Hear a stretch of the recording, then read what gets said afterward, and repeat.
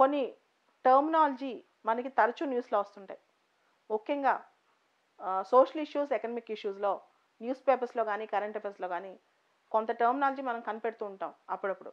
కానీ అది చదువు వదిలేస్తాం, దాని గురించి డీటెయిల్స్ నేర్చుకోమన్నమాట. కొన్ని టర్మినాలజీ మనం తీసుకుని దాని సర్వేస్ వచ్చినప్పుడు దాని గురించి డీటెయిల్స్ రాసుకుని దాని మీనింగ్ రాసుకుని దాని మీద వస్తున్న ఇంప్రూవ్మెంట్స్ రాసుకుంటూ ఉంటే మనకి ప్రిలిమ్స్ మెయిన్స్ ఇంటర్వ్యూలో మొత్తంలో చాలా ఉపయుక్తంగా ఉంటుంది. ముఖ్యంగా ప్రిలిమ్స్ మెయిన్స్లో ఆన్సర్స్ రాసేటప్పుడు, ఇంటర్వ్యూలో ఆన్సర్స్ చెప్పేటప్పుడు ఈ ఈ కొత్త కొత్త పదాలను మనం వాడుతూ వీటికి సంబంధించిన డేటా కూడా మనం ఇవ్వచ్చు. వాళ్ళు క్వశ్చన్ అడిగితే కనుక ఇంకా బాగా ఆన్సర్ చెప్పే అవకాశం ఉంది. ఉదాహరణకి ఈరోజు ఒక కాన్సెప్ట్ తీసుకుందాం, టీఎఫ్ఆర్, టోటల్ ఫర్టిలిటీ రేట్.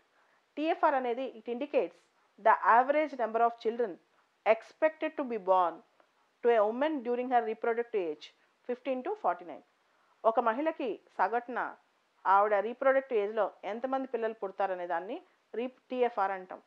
జనరల్గా మహిళలకు రీప్రొడక్టివ్ ఏజ్ 15 to 49 లెక్కలో తీసుకుని. ఇండియాలో ఐడియల్ టీఎఫ్ఆర్, ఇండియాలో రీప్లేస్మెంట్ లెవెల్స్ ప్రాపర్గా ఉండాలంటే ఐడియల్ టీఎఫ్ఆర్ 2.1 అన్నమాట. 2.1 యావరేజ్ టీఎఫ్ఆర్. అయితే రీప్లేస్మెంట్ లెవెల్స్ అంటే ఏంటి? ఇప్పుడున్న జనాభాని మెయింటైన్ చేయడానికి, జనాభా లాస్ కాకుండా ఉండటానికి రీప్లేస్మెంట్ లెవెల్ అంటాం. ఇప్పుడున్న జనాభా మెయింటైన్ చేయడానికి, జనాభా లాస్ కాకుండా అంటే ఉన్న పాపులేషన్ని సేమ్గా అదే విధంగా రీటైన్ చేయడాన్ని టీఎఫ్ఆర్ లెవెల్స్ ఉంటాం. ఇండియాలో ఐడియల్ టీఎఫ్ఆర్ 2.1% అనమాట.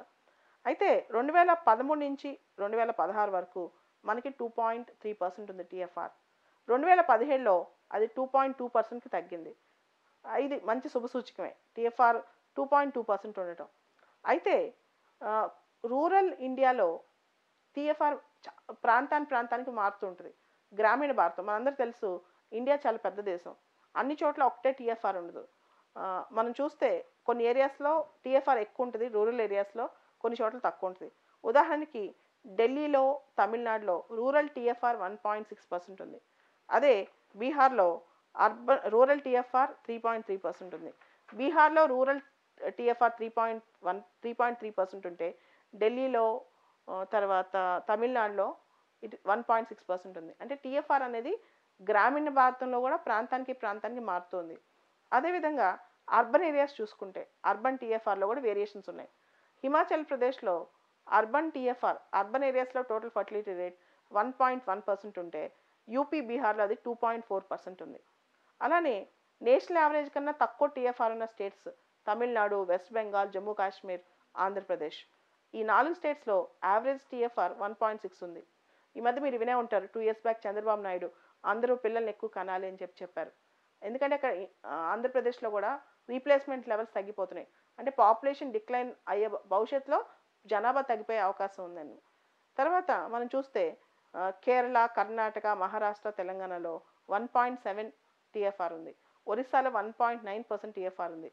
అండ్ కొన్ని స్టేట్స్లో టీఎఫ్ఆర్ చాలా ఎక్కువ ఉంది, నేషనల్ యావరేజ్ కంటే చాలా ఎక్కువ ఉంది. ఉత్తరప్రదేశ్లో 3.0, బీహార్లో 3.2, మధ్యప్రదేశ్లో 2.7, రాజస్థాన్లో 2.6, జార్ఖండ్లో 2.5, ఛత్తీస్గఢ్లో 2.4 ఇలా ఉందన్నమాట కొన్ని దేశాల్లో. మనం హయ్యర్ టీఎఫ్ఆర్ స్టేట్స్ని గమనిస్తే ఎక్కడైతే డెవలప్మెంట్ తక్కువ ఉందో, పావర్టీ ఎక్కువ ఉందో అక్కడ టీఎఫ్ఆర్ ఎక్కువ ఉంది. ప్రజలు కొంతమంది అనుకుంటారు గ్రామీణ భారతంలో పర్టికులర్గా ముఖ్యంగా బీమారు స్టేట్స్, ఈ బీహార్, తర్వాత ఉత్తరప్రదేశ్, హర్యానా ఎక్కువ మంది పిల్లలు ఉంటే పనిచేసే చేతులు కూడా ఎక్కువ ఉంటాయని. సో పేదరికం ఎక్కువ ఉన్నప్పుడు, డెవలప్మెంట్ తక్కువ ఉన్నప్పుడు, రిసోర్సెస్ తక్కువ ఉన్నప్పుడు, హెల్త్ ఫెసిలిటీస్ అవేర్నెస్ తక్కువ ఉన్నప్పుడు, ఎడ్యుకేషన్ తక్కువ ఉన్నప్పుడు ఆ రాష్ట్రాల్లో, ఆయా ప్రాంతాల్లో మనకి టీఎఫ్ఆర్ ఎక్కువ కనపడుతుంది అనమాట. ఆయా రాష్ట్రాల్లో, ఆయా ప్రాంతాల్లో మనకి టీఎఫ్ఆర్ ఎక్కువ కనపడుతుంది. అండ్ మనం socio economic basis of the reason కూడా చూసుకోవచ్చు. ఎక్కడైతే సోషల్గా ఏరియాస్ చాలా బ్యాక్వర్డ్లో ఉన్నాయో, అన్ఎంప్లాయ్మెంట్ లాంటి ప్రాబ్లమ్స్ ఎక్కువ ఉన్నాయో అక్కడ టీఎఫ్ఆర్ ఎక్కువ ఉంది. ఇది కూడా ఒక ఇదనమాట. దీంతో పాటు ఇక్కడ ఒక కాంపోనెంట్ కూడా ఉంది. ఇది 4 years బ్యాక్ ఎకనామిక్ సర్వేలో కూడా డిస్కస్ చేశారు. Meta preference for son. Meta preference for son అంటే కొడుకు పుట్టేదాకా ఎంతమంది ఆడపిల్లలు పుట్టినా ఫ్యామిలీ ప్లానింగ్ చేసుకోకుండా ఉంటాం. అంటే 10 మంది, 5 ఎంతమంది పుట్టినా సరే కొడుకు కోసం వెయిట్ చేయటం అనమాట. దాన్నే మెటా ప్రిఫరెన్స్ ఫర్ సన్ అంటారు. టీఎఫ్ఆర్ పెరగటానికి ఇది మాత్రమే కారణం కాదు, కానీ ఇది కూడా ఒక కారణం అనమాట. అలానే మనం ఎక్కడైతే లో టీఎఫ్ఆర్ స్టేట్స్ చూసామో, టోటల్ ఫర్టిలిటీ రేట్ తక్కువ ఉన్న స్టేట్స్ చూసామో, ఇప్పుడు సదరన్ స్టేట్స్ కానీ ఇలాంటివి, అక్కడ డెవలప్మెంట్ ఎక్కువ ఉంది, లిటరసీ ఎక్కువ ఉంది, అవేర్నెస్ ఎక్కువ ఉందన్నమాట. అండ్ ఒరిస్సాలో కూడా టీఎఫ్ఆర్ నేషనల్ యావరేజ్ కంటే తక్కువ ఉంది.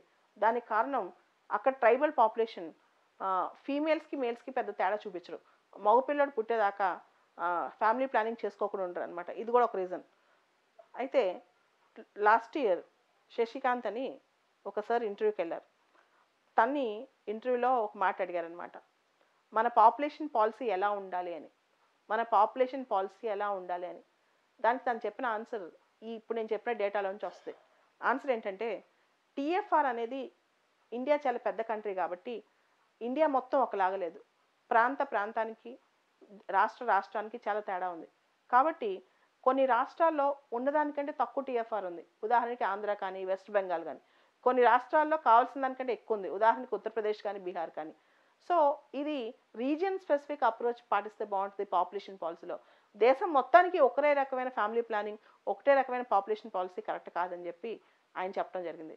సో ఇట్లాంటి పాలసీస్ ఇట్లాంటివి చదవటం వల్ల, ఇట్లాంటి ఇంపార్టెంట్ టర్మ్స్ చదవటం వల్ల ఇంటర్వ్యూలో కూడా ప్రిలిమ్స్ మెయిన్సే కాదు, ప్రిలిమ్స్లో కూడా స్టేట్మెంట్స్ వస్తాయి. వీటిని గుర్తుపెట్టుకోవడం, తర్వాత మెయిన్స్లో ఆన్సర్స్ ఎన్రిచ్మెంట్, ఇంటర్వ్యూలో ఆన్సర్స్ చెప్పడం, ఇవన్నీ కూడా దీనిలో ఉపయోగపడతాయి అన్నమాట.